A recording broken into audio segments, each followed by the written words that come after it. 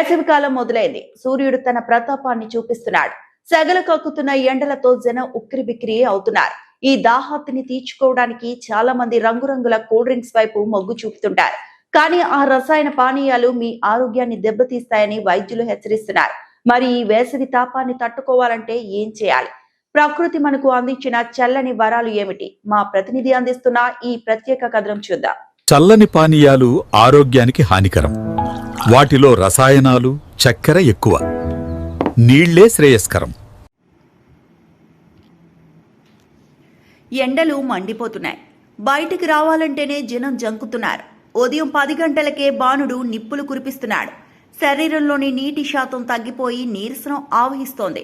ఈ సమయంలో మనల్ని మనం కాపాడుకోవాలంటే సరైన ఆహార నియమాలు పాటించడం ఎంతో ముఖ్యం.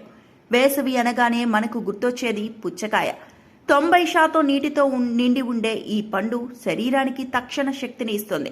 అలాగే సమ్మర్ యాపిల్స్ గా పిలిచే తాటి ముంజలు పొట్టని చల్లబరచడమే కాకుండా శరీరంలోని వేడిని హరించివేస్తాయి.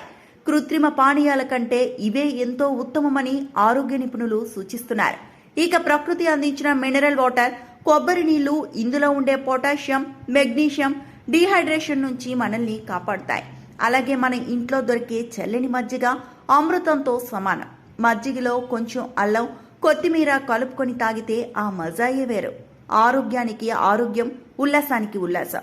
చాలా మంది స్టైల్ కోసమో రుచి కోసమో కార్బోనేటెడ్ డ్రింక్స్, ఐస్ క్రీముల వెంట పడుతుంటారు. ఇవి తాగినప్పుడు కాసేపు చల్లగా అనిపించినా లాంగ్ రన్ లో కిడ్నీలు మరియు లివర్ పై ప్రభావం చూపుతాయి. అందుకే రంగురంగుల కెమికల్ డ్రింక్స్ కు గుడ్ బై చెప్పి మన సాంప్రదాయ పానీయాలకు జై కొట్టాల్సిన సమయం ఆసన్నమైంది.